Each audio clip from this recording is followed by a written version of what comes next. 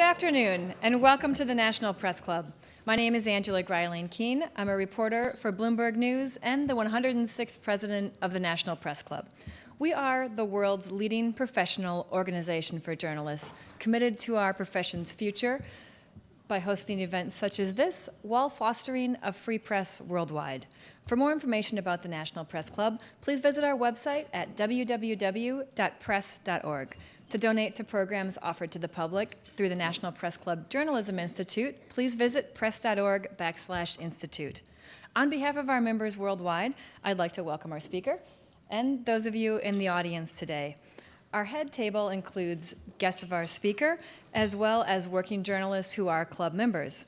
And if you hear applause from our audience, I'd note that members of the general public are also attending, so it's not necessarily evidence of a lack of journalistic objectivity. I'd also like to welcome our C-SPAN and public radio audiences. You can follow the action today on Twitter using the hashtag NPCLunch. After our guest speech concludes, I'll have a question and answer period. I will ask as many questions as time permits. Now it's time to introduce our head table guests. I'd ask each of you to stand briefly as your name is announced.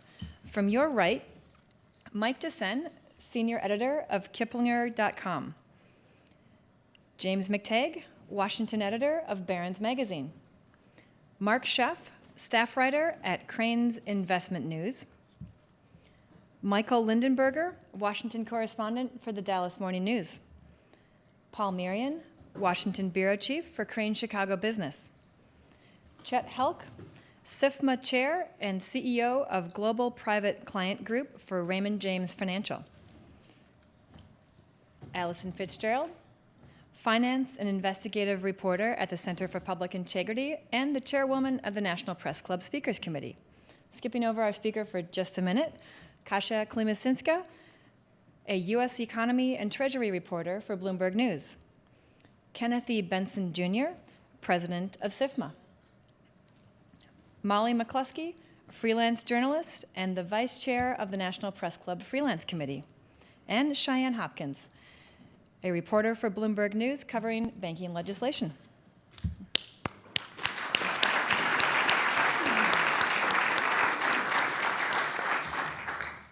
Our guest today is a longtime member of the Republican establishment in Washington, a former leader on Capitol Hill, and a respected voice in the movement to rein in federal spending and reduce the U.S. debt. So it came as a bit of a surprise earlier this fall when former U.S. Senator Judd Gregg began a commentary in the Hill newspaper with these words: "Most Americans these days are simply ignoring Republicans, and they should." Gregg was lamenting the strategy of some in his own party to threaten a government shutdown and default on the U.S. debt in their effort to kill President Obama's healthcare reform law. He later called the 16-day government shutdown a, quote, tactical fiasco. Judd Gregg came to Washington for the first time in 1981, representing New Hampshire in the U.S. House for 9 years. He then went back to the Granite State, and as governor, he was champion of environmental conservation and helped preserve more than 337,000 acres of sensitive land. After 4 years in the State House, he returned to Washington to begin the first of 3 terms in the U.S. Senate.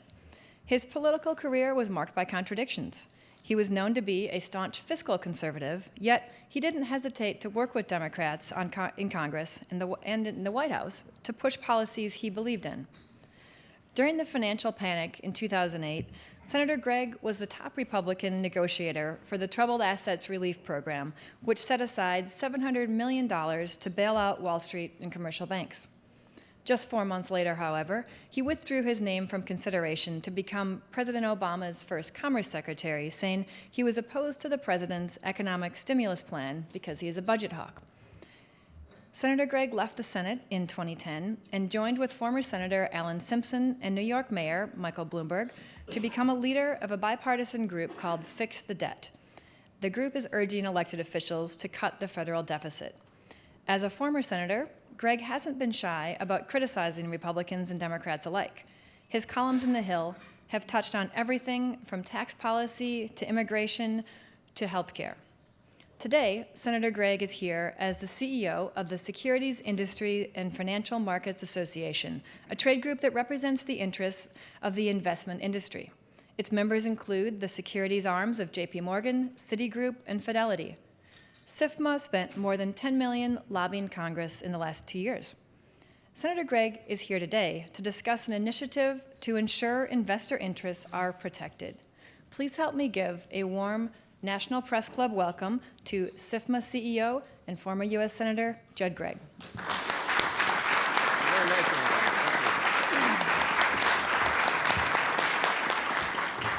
Thank you very much, Angela, and members of the Press Club. Thank you for the opportunity to have this forum. Very much appreciated by myself and folks at SIFMA.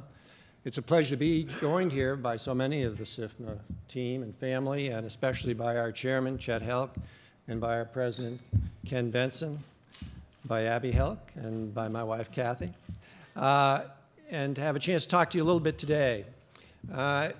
Kathy said I should begin by telling you one of our New Hampshire stories. Now, I hesitate to do this in Washington because the punchlines are very subtle. But I noticed that we have these flags here that are New Hampshire flags, and I hope nobody has bitten into the flag, because that would be a violation of protocol, by the way, speaking as the former governor. But Ken, of course, is from Texas, and he was the congressman for Texas, an excellent member of Congress, and has a very distinguished career, and of course his family is equally distinguished. But whenever I talk to Ken and see Ken, I'm reminded of a story from our town in New Hampshire. We lived in Greenfield, New Hampshire, which is a town of 600 people, okay? And in this town, it was a beautiful town up in the foothills. And in the fall, a lot of people used to drive through the town. Down the road from us was a fellow named Oscar Payne. Oscar was in his late 70s, but he was still farming. He ran a little dairy farm. He was out working on his fences one day, and this great big huge black SUV pulls up with Texas plates. And this fellow gets out, and he's got this huge hat. I mean, it's a big hat, big cowboy hat. And he walks up to Oscar, who isn't that big, and he says, "Sir?" Oscar says, "Yep." "This your farm?" "Yep," Oscar says. He says, "Well, have you lived here all your life?" Oscar says, "Not yet." He says to him, "Well, how big is your farm?" Oscar says, "Well, that's a good question." He takes his pipe out of his mouth.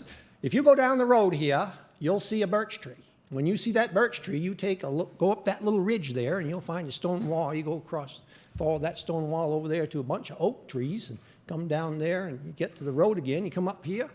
That's my farm." Phil says, "Well, I'm from Texas, and I can get in my car, and I can drive all day, and only be halfway across my farm." Oscar says, "Yeah, yep. Used to have a car like that myself."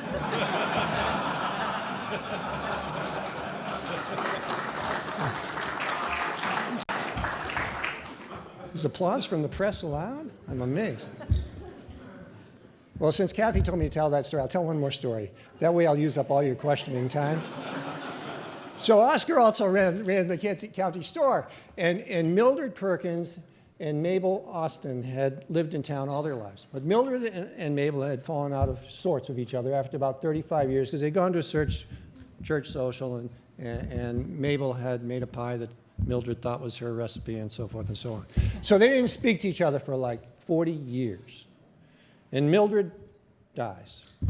Ethel goes down to the town store, and Oscar's down there, and Oscar says to her, "Ethel, did you hear that Mildred died?" "Yep, heard that." "Well, Ethel, you going to go to Mildred's funeral?" "Nope, she's not coming to mine. I'm not going to hers." I can go all day like this, and I'm making a lot more progress than I am in addressing some of the issues before us. But I did want to talk today about the role of financial markets, and specifically our role in helping Americans succeed and Main Street prosper. We take this very seriously as an industry. And I think to understand where we are, you need to actually go back to the last century. A lot was decided in the last century, and it's carried into the second decade of this century, of course, because life is a continuum. But two things were clearly decided in the last century, in the 20th century. The first was this, that democracy wins out over totalitarianism. Democracy defeated fascism, democracy defeated totalitarian communism, and by the end of the last century, most of the Western world was democratic, and people moved to democracy as a way to govern. The second thing that was decided was that free markets create a great deal more prosperity for the people than collectivist markets.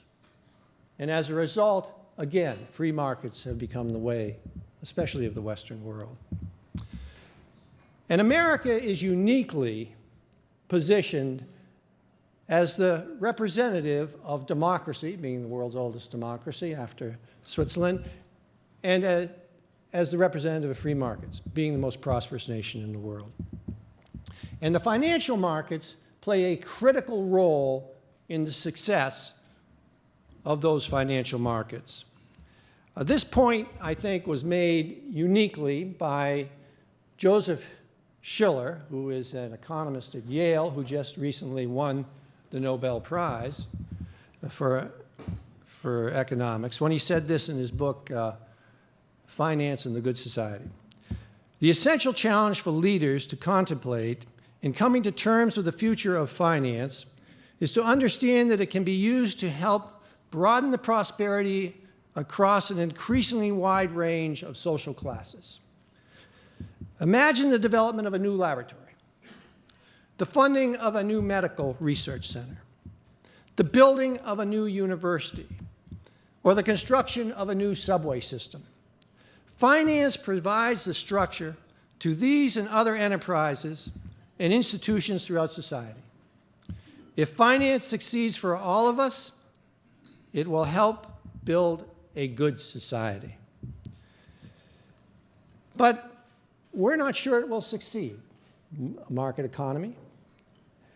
There are issues which make it a challenge. And in fact, interestingly enough, it was Adam Smith who over 200 years ago developed the concept of market society, free market society, who caught this issue, and he said, and I'm paraphrasing here, he said essentially, great nations are not impoverished by their people. Great nations are impoverished by their governments acting badly. He used the term prodigality, which only you folks in the press would understand, so I replaced it with badly. But basically it means governments acting inappropriately, wastefully, mismanaged. Milton Friedman, a more recent economist of rather note, said it another way. He said, if you put the federal government in charge of the Sahara Desert, there'd be a shortage of sand in 5 years.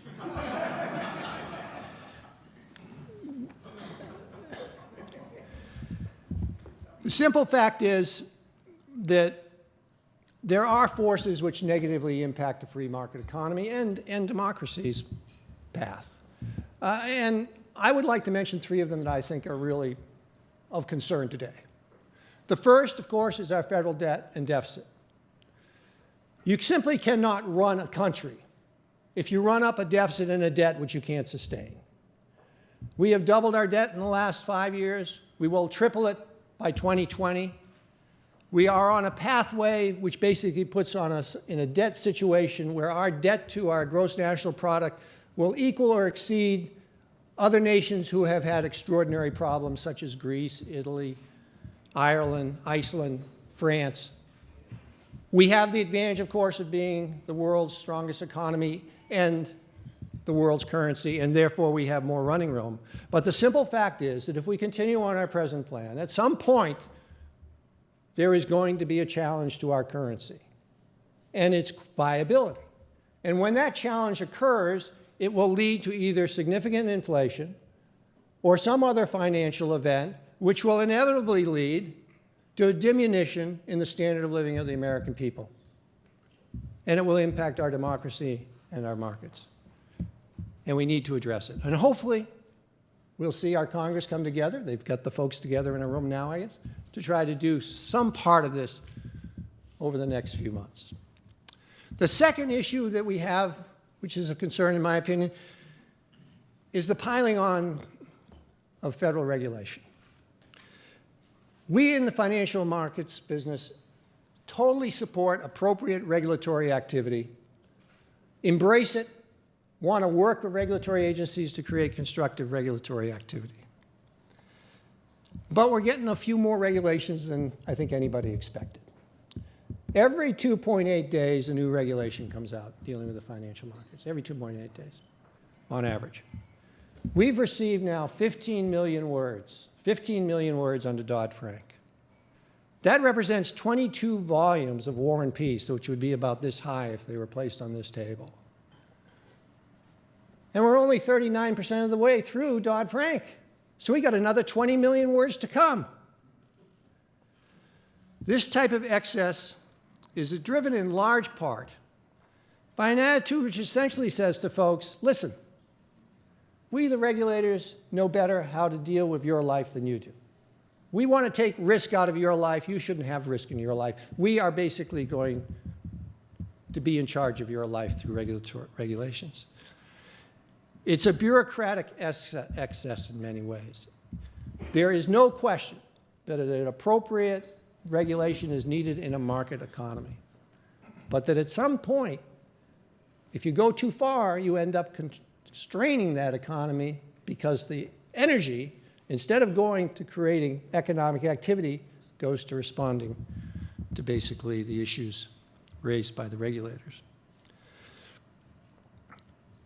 The third area is what I call sort of a galloping populism, which we've seen. Again, at its core are folks who generally don't believe in market economies, free market economies especially. It's a belief, again, that doesn't trust the ability of individuals to make decisions on their own for their own betterment, but rather says that a collective group of folks should do it in the name of a better society. It has become reflected in statements like those made by Michael Moore, who I'm sure would not turn down the title of spokesman for the progressive left. I think he probably would be attracted to that title, where he said, I don't own a single share of stock. He's made this statement outside the New York Stock Exchange during some sort of an event there that he was sponsoring. And I have never owned a single share of stock. I don't support this, and he was pointing at the New York Stock Exchange, this rigged casino. I don't know why anybody would put their hard-earned money into the New York Stock Exchange. Well, I would refer those folks to Twitter. Today, the Twitter company issued, I think it was 70 million shares of stock. And the interest in purchasing those stocks by people from all walks of lives was extraordinary. So extraordinary, of course, that the value of that stock went up dramatically from its original issue. And what does that reflect? That reflects the core element of a free market society, that people want to have the right to go out and participate with other people who are trying to create economic activity in businesses which they deem and feel will be successful. That is the way this economy works. And to reject that is a mistake. I think to reject that also reflects a certain discomfort that you see amongst populism with the concept of free markets, obviously. I think Milton Friedman got this right. Again, Milton Friedman, a great economist. He said, a major source of the objection to a free economy is precisely that. It gives people what they want. Instead of what a particular group thinks they ought to want, underlying most arguments against the free market is a lack of belief in freedom itself. And who's harmed by that? By this? Who's going to be harmed by a government that's not fiscally responsible? By people just going way too far in the area of dampening down economic activity through an attempt to address risks through regulation, or by a galloping populism that basically rejects free markets as a concept? Well, I have to tell you, it's not going to be the folks on Wall Street. It's going to be the folks on Main Street. It's Main Street where the jobs aren't created or where the opportunity doesn't exist if you don't have a vibrant economic engine driving this country, and if you have these retarding events. That's why it's our intention in the financial markets industry, through SIFMA, to make the case for a free market economy that is properly regulated, that has as its most basic elements individual initiatives supported by readily available capital and reasonably priced credit. To promote the importance of the role of a vibrant capital markets and a financial system in the everyday lives of Americans and their ability to pass on to their children a more prosperous life.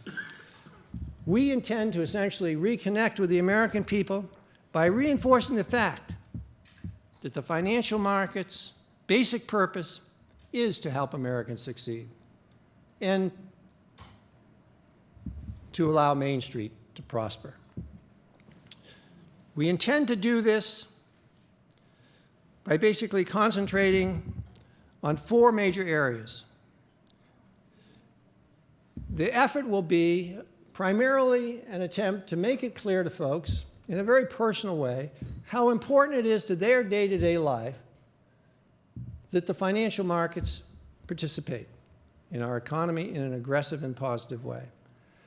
The job they go to probably is a function of somebody having invested capital in a business. When a person sends their kids to school, it's probably being supported by market activities which allow a loan to be made. When a person goes to an emergency room, that emergency room was probably built with bonds that came from the financial market. Somebody in the financial market taking a risk on building that hospital by supporting it with bonds. When you drive down a good road, or even a bad road for that matter, it was probably built by bonds where somebody took a risk in order to create that. Last year, in the last 5 years, business has accessed over $6.3 trillion in capital through the financial markets. Bonds have been issued which have built 8 million miles of road, 1.5 million bridges, and 500,000 miles of water pipes, all to the benefit of making a stronger and more prosperous society. Over 3.3 million people have received small business loans, representing $178 billion of investment. And these are real folks. They're folks like Carmine and Marcus Montevalens, who started in their garage a food distribution business, but working with their financial advisor were able to expand that into a major business in Southern California. Or Jill Brown, who when her husband died, was helped by her advisor to get back, her financial advisor to get back on her feet. And she began a small business of home furnishings, which she then built into the Brown Home Goods stores in Houston, Texas. Stories that created jobs, stories about real people whose lives were improved by investments made. As a very practical matter, we've done a lot of great things as a capital markets industry. We even brought back the Twinkie. Well, I guess the Twinkie never went anywhere because it's not biodegradable. But as a very practical matter, had it gone somewhere, we brought it back. The second thing we're going to concentrate on is the lessons we've learned. We know that too big to fail should not exist. And as an industry, we're committed to ending it. We've done this through basically having living wills, by having stress tests, by having resolution authority. Furthermore, the capital of the banking industry and the investment industry has been increased dramatically in the last 5 years, from $400 billion to over $800 billion. And that gives it much more safety and soundness. And even the taxpayers have benefited a fair amount from the financial industry's distress, in that all the money that was paid out under TARP to the financial side of the ledger has been paid back, and there's a $20 billion profit to taxpayers that can be used for other things. Going forward, we intend to work for strong and effective regulations that will create transparency and will make for a safer and sounder system. The third thing we're going to focus on is education, because we believe firmly that a well-educated population about the importance of finance in their daily life is going to be a population which can more effectively succeed and prosper. We're going to talk about the importance of capitalism, markets, entrepreneurship, and yes, even profit, in how our system works and how it creates prosperity. And we're going to talk about financial literacy and how people should invest and how they can invest to make and prepare for their future, how they deal with their retirement savings or their investments that are coming through their pension funds, in a way that communicates and touches folks in their day-to-day life. We're not going to do this from Washington or from New York. We're going to do it in the local Rotary clubs, in the local Boys and Girls Clubs, hopefully, in the local school systems, where we basically, one-on-one, talk about the importance of the financial industry in the day-to-day lives of people and how we work with them to try to help them succeed. And that's the fourth and most important initiative, which is our commitment to put our customers first. Our commitment to protect our customers' rights to choice, our commitment to protect our customers' rights to get the information they need to make good choices, our commitment to protect our customers' savings, whether they're being used for investment or whether they're being used for planning for their retirement. And in that role, and as part of that effort, as a lot of energy has been put into this, we have created a document called Our Partnership with You.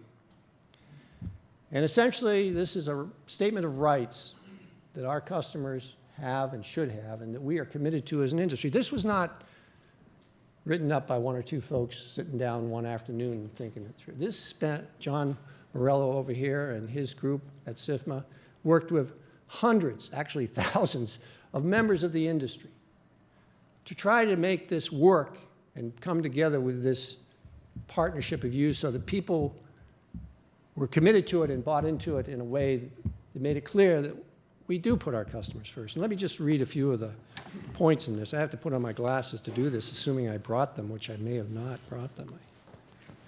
Yeah, Kathy, you got an extra pair of glasses? Okay, I'm all set. I buy these at Reagan Airport, by the way. It's the best place to buy your glasses. They're 12 for $5, and really good. Let me just read from this. As an investor, you have some important rights. We are committed to providing you with educational resources, forums, tools to better understand the products and services you are investing in and how they work to help you achieve your objectives. It's about the consumer. Our industry continues to embrace the implementation of high standards for interacting with our individual clients, including putting the client's best interests first when we provide personalized investment advice about securities. Our customers have the right to work with an investment professional of their choosing who will help them clarify their investment goals and risk tolerance and help them achieve their stated objectives. Further, they have the right to receive personalized investment advice, to be informed of material conflicts of interest, to receive reliable information from their financial assistant, and to be presented with reasonable investment alternatives. They have the right to receive clear and accurate descriptions of all their transactions, and they have the right to be clearly informed about the fees associated with their accounts, to be clearly informed about the risks associated with individual investments, to receive accurate and timely and periodic statements, and to receive clear descriptions of their financial services firm's policies and practices as they would relate to the individual. Further, they have the right to be treated in a fair and ethical way at all times, and to be treated with a respectful manner, and to receive competent and courteous service and advice at reasonable prices, and to choose products that are suitable for their investment goals in line with their stated risks, and to be able to move their accounts if they wish to do so, and to receive prompt responses from their assistant and the investment community, and to have clearly defined process for resolving any issues that might arise. This is a commitment that we're making to our customers because we put our customers first.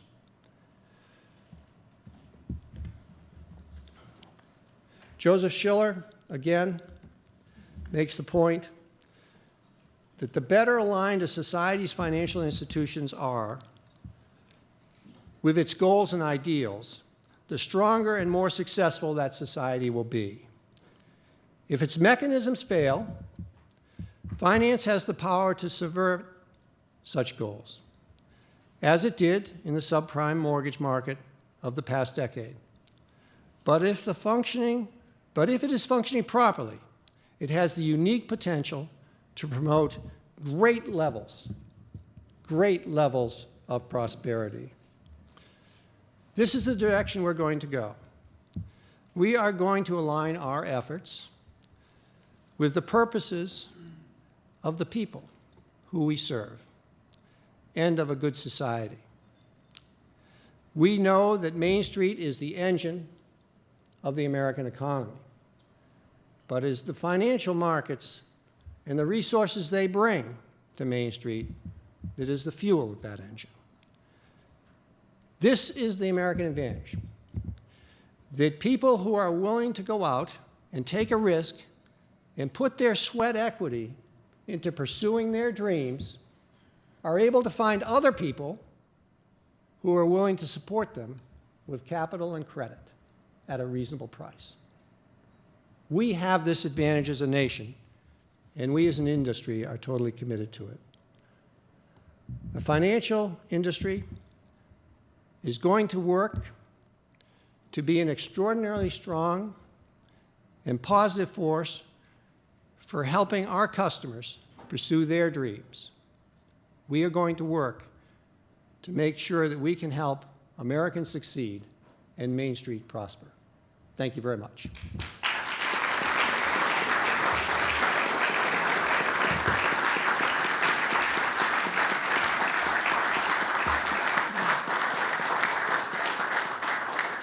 All right, ask my Thank question you. first, Angela. That'll be last. Tell us, why should consumers, individual consumers, trust the industry for advice on their protection? Well, first they should go and meet their advisor. And people like Chad who came up through the system, and get to know them and get comfortable with them so that they develop a rapport, because the advisor is there to be their assistant. Much as you would go to a doctor or you would go to a dentist, your financial advisor is there to help you out in an area where you may not have the expertise to do the job. And so that's the opportunity that exists for a person, to go to someone who's a true professional and who is committed to a standards which I just outlined, to be on the side of the customer as the customer has questions about how they're going to live their, how they're going to invest their money and save for their retirement. Were there any consumer advocates that helped design the program? Yes, we had a lot of consumer input on this proposal, and we basically rely on our customers to tell us what they wanted as we tried to develop this proposal. As part of the effort, do you have any plans to make SIFMA any more of a consumer organization? The questioner says there's no consumer affairs office or hotline or anything like that. Do you plan to do any consumer-facing work as an association? Actually, it's our members who do that, and it really should be with our members. I mean, we're very obviously sensitive to any issues that are raised, and if anybody wants to call me up, they can call me up. But as a practical matter, if a consumer has an issue that deals with how they should invest or whether their investments are being handled properly, the first opportunity is to talk to their financial advisor or their broker. You talked about there being what you consider too much regulation of the financial services industry, but we all lived through 2008, and at that time there was a concern that there was too much regulation back then. What is the right answer if we saw the failures of banks and many mortgages then? With that level of regulation, why should there be less now, and what is appropriate? We're not talking about less. We're 15 million words in, we got another 20 million words coming, so we're not talking about less. We're talking about rational regulation that accomplishes the purpose. First define the purpose, then try to accomplish it through regulation. And we totally embrace the idea of a strong regulatory environment. It's very important, in fact, for transparency, for integrity, for having confidence in the system. But there are a variety of regulations that have already come down, which are a little more than confusing, and some, in our opinion, counterproductive to the basic goals of what the regulation was supposedly going to pursue. And I think that we're in an atmosphere now where so much energy is being put into responding to the regulatory regime that resources that should be going out to try to help the person who's got the idea, the dream that they're trying to succeed in, are not being used there because they're being used for response to the regulatory regime. We will get through this, obviously, as a government.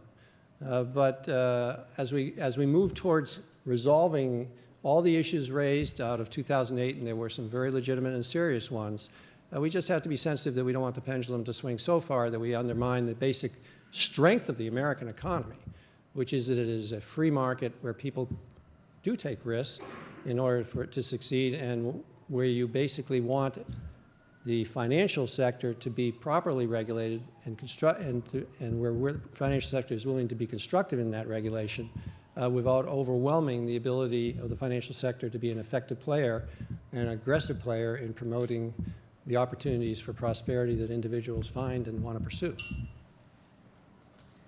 Pointing the finger in a different direction, this questioner asks, how can investor protection be advanced while investors themselves increasingly demand high-risk, high-return investment products in this low-interest rate environment? Well, I'm not speaking as the head of SIFMA. I don't think it's our job to tell people what risks they take and what risks they don't take. The financial industry as a whole must participate in the efforts of the government and our regulators to make sure that systemic risks are muted to the fullest extent possible. Individuals in our society invest, and when they invest, they take risk. And if somebody wants to invest in a more risky way to get a higher return, that's their right. If they want to invest in a more conservative way in order to protect their resources and not have any potential downside that might come from more risk, that's their right too. But that's an individual choice. Back to regulations. Can you give us some specifics of regulations that you think have gone too far, and what is SIFMA doing? What are you looking to change precisely? Well, the original proposal from DOL on the issue of fiduciary would have basically forced out of the business of giving advice a lot of the industry.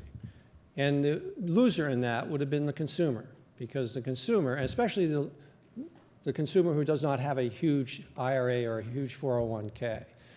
People who have IRAs or 401ks in, let's say, the under $100,000 level would have found themselves not being able to use advisors in order to determine how they wanted to invest their retirement funds. That's counterproductive. That would have undermined and harmed, in my opinion, a lot of folks' ability to get ready for retirement. That would be an example of one area where we think regulation simply was misdirected and would have produced the opposite result of what we expected and what we would want as a society. On that, are you supportive of a House bill to delay the Labor Department rules until the SEC acts? Yes, that's the proper approach. Basically, Dodd-Frank made it clear that the SEC should take primary responsibility in this area. of establishing a fiduciary rule. We, as an industry, totally support the concept of a fiduciary rule put forward, which should be put forward by the SEC. And clearly the DOL role here should be secondary to the SEC moving forward, and certainly not move before the SEC moved, which under Dodd-Frank has primary responsibility. Why is the relationship of a financial advisor to the consumer not consistently a fiduciary relationship? Well, because fiduciary relationships have all sorts of legal implications which would limit in many ways the ability of people to give advice in a constructive way, or maybe even not allow it at all, depending on how the term fiduciary is interpreted under the advice being given. For example, in the DOL case, the DOL fiduciary language would have essentially barred people from giving effective advice to folks who wanted to use it who had smaller accounts. We've got another situation like this in the area of municipal bonds, where advisors, if they're subjected to a fiduciary rule, that basically bars them from giving the type of advice that the community might want or that the bond issuer might want, whether it's a college or a hospital, will find themselves unable to give the advice which would allow that issuer the most and best opportunity to get the return they want and to pursue the course they want because of the limitations that are arbitrarily follow the fiduciary language. A prominent blogger this week opined that the derivatives business is dead due to increasing regulation. Do you think that's an overstatement, and are derivatives disproportionately overburdened by regulations now, given their role in the financial crisis? No, I don't agree with that statement. There's obviously still a very vibrant derivatives market, and what you're seeing is the derivatives market is moving to much more clarity, transparency, moving much more into an open arena, and that's the way it should evolve. There are obviously some derivatives that don't naturally lend themselves to that type of an approach, but as a practical matter, I think the derivatives market is adjusting to the new regulations. We weren't all that comfortable with some of them, but the adjustment's occurring. You used the example of the Twitter IPO as a way of illustrating benefits of a free market. But of course, most of us individuals couldn't buy the Twitter stock at the IPO price. How do you reconcile that disparity? Well, you'll have to ask the folks at Twitter, because they were the ones who chose the amount of stock they were going to put out, and it was a very narrow amount of stock that they decided to issue compared to the value of the company. And that was a legitimate business decision that they made, that they did not want to put the entire company into the marketplace, and you can understand why. However, if you want to buy Twitter stock, you can go right now and buy some Twitter stock. The price will be a lot higher than what the original offering price was, but that's called a market economy. You talked about capitalization of banks. Alan Greenspan was here at the National Press Club last night and talked about this topic, saying he thinks banks need even more capitalization.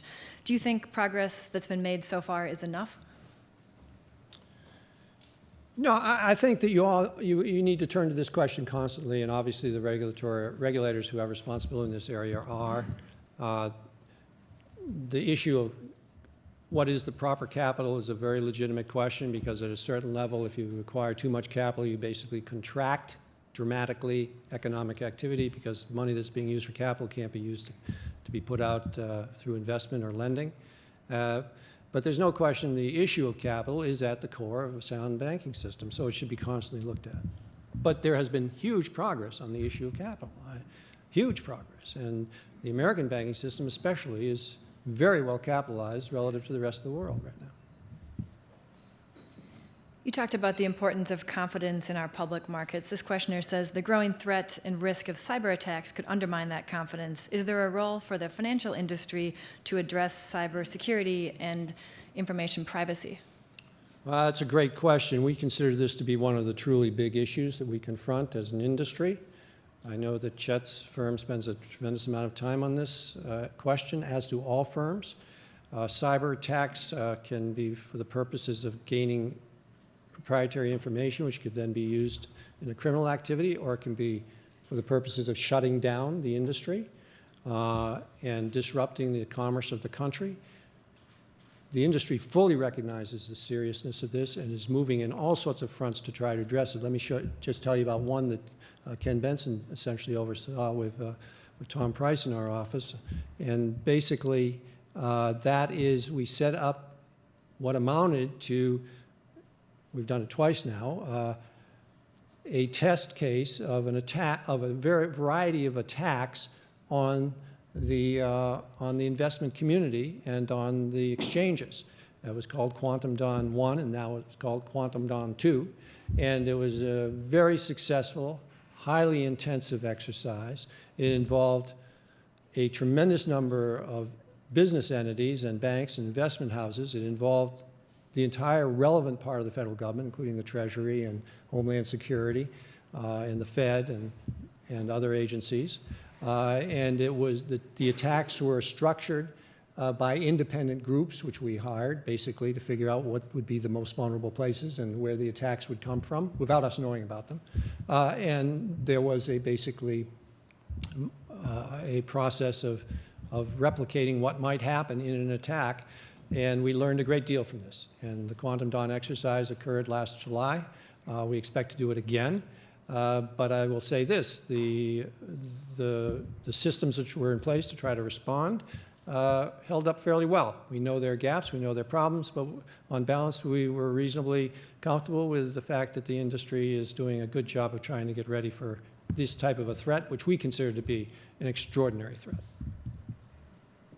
Is there anything you think regulators should do on the cybersecurity front? Well, I think Congress should do something. Congress has a responsibility to come up with decent cyber language, which creates a proper sharing of information across agencies. This was a problem when I was there. I tried to correct it with Barbara Mikulski, and I spent a fair amount of time on this when we chaired a committee together. I was chairman, she was ranking. Those were the good old days. That's the way it should be today. No, I'm just kidding. Barbara, I didn't say that, Barbara. She's a really good member of the Senate. And she's very aggressive on this issue. But breaking down the stovepipes is hard. And getting the cross-fertilization is difficult. But we all know it needs to occur, and we need to know there has to be proper sharing. And Congress has had a couple of good bills that have not made it all the way through, and we need to get something done. It's a good segue into the political questions. You've called Senator Ted Cruz incredibly self-destructive for the GOP. What can and should the GOP leadership do to limit his influence, given that he does have a powerful base of supporters outside of the Senate? Well, this obviously, I'm not speaking here as CEO of SIFMA, but speaking as a Republican and a former Republican office holder from New Hampshire.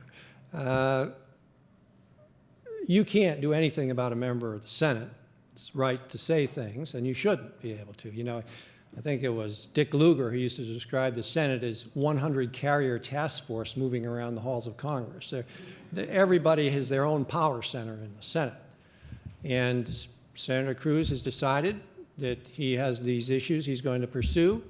But unfortunately, the manner in which he pursued them, especially the attempt to make the condition of opening the government and passing the debt ceiling conditioned on full repeal of Obamacare or the Affordable Care Act, had no chance.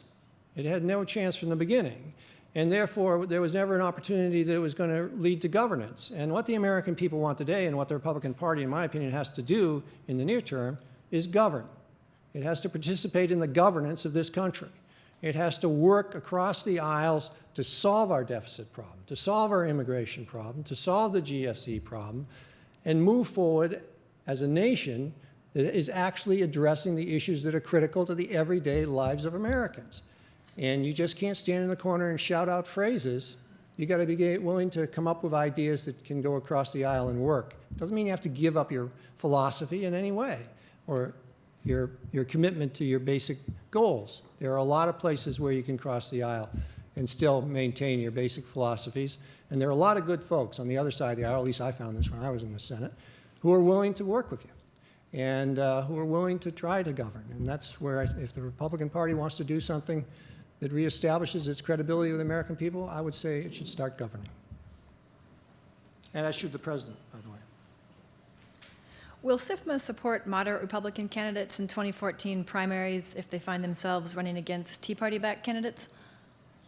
I don't think we're going to get involved in that issue. Why not? I just don't think that's a role for us as an entity.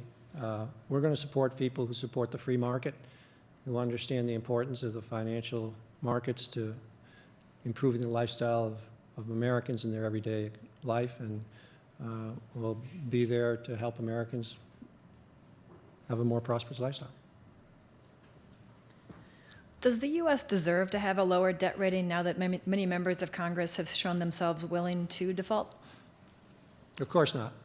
Of course not. You know, we are not a government that moves linearly to solving problems. We move back and forth, up and down, 2 steps forward, 1 step back, across and forth, all over the place. We're not a parliamentary system where the government can do whatever it wants for the period that the party that controls it.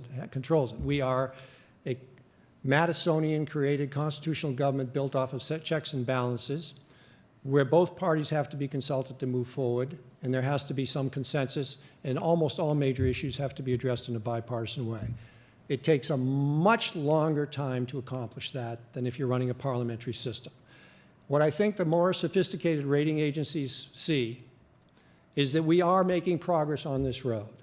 And in fact, there has been progress made on the issue of getting the deficit and debt under control.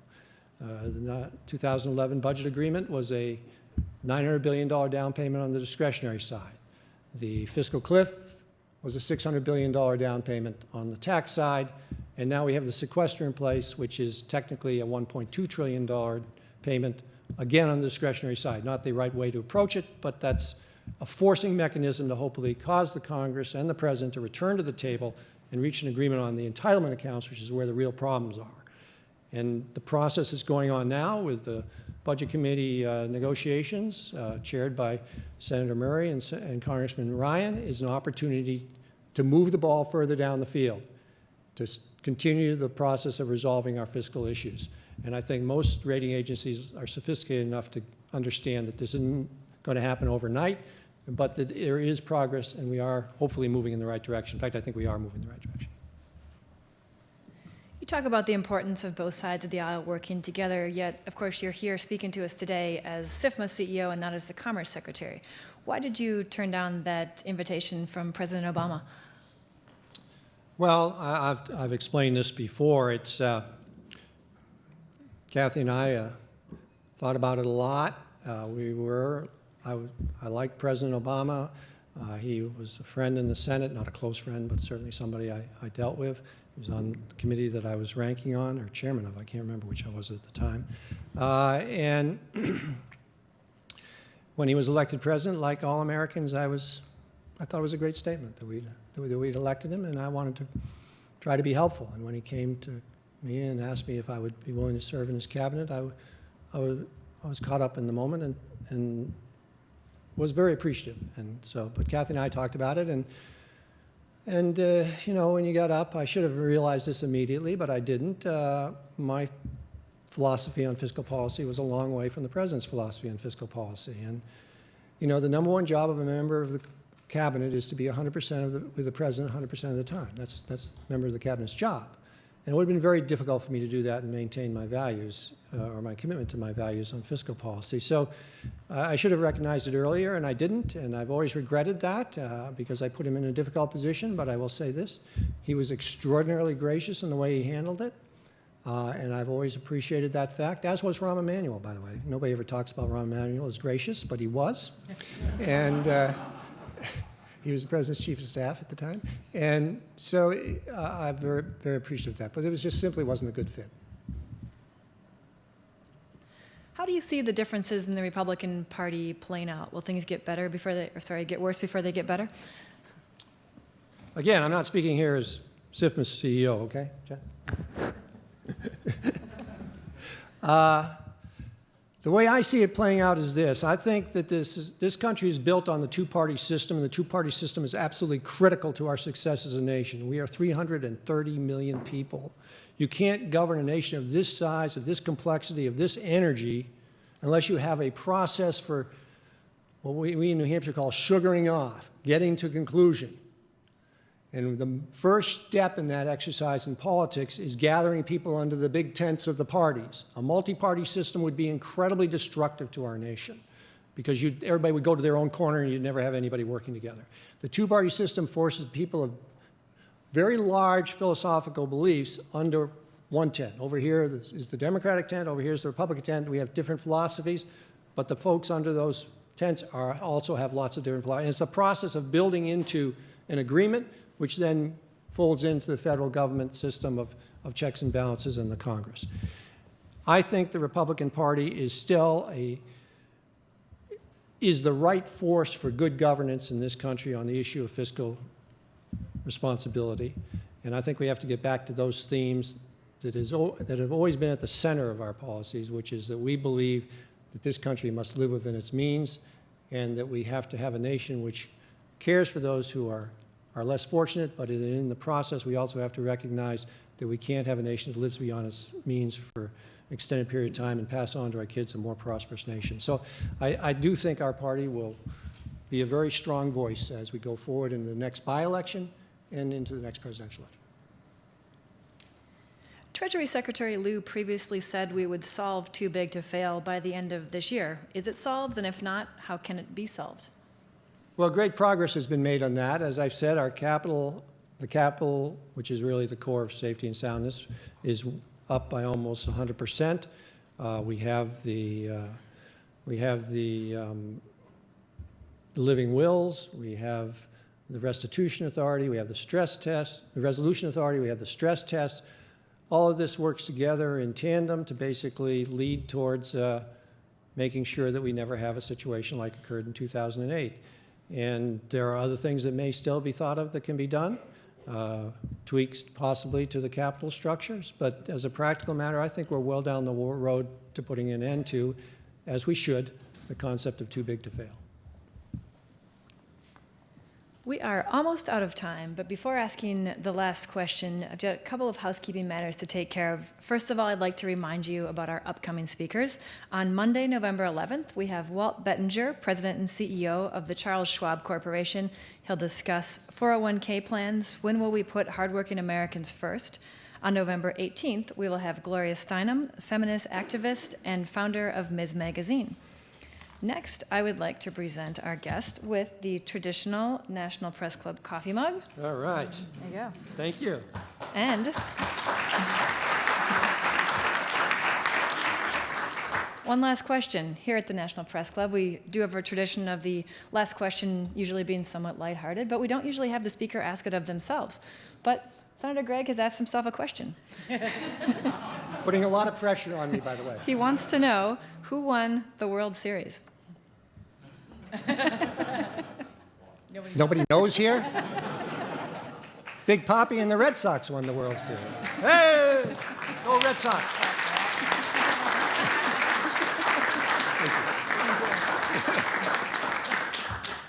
Thank you for coming today. I'd also like to thank the National Press Club staff, including our Journalism Institute and Broadcast Center, for helping organize today's event.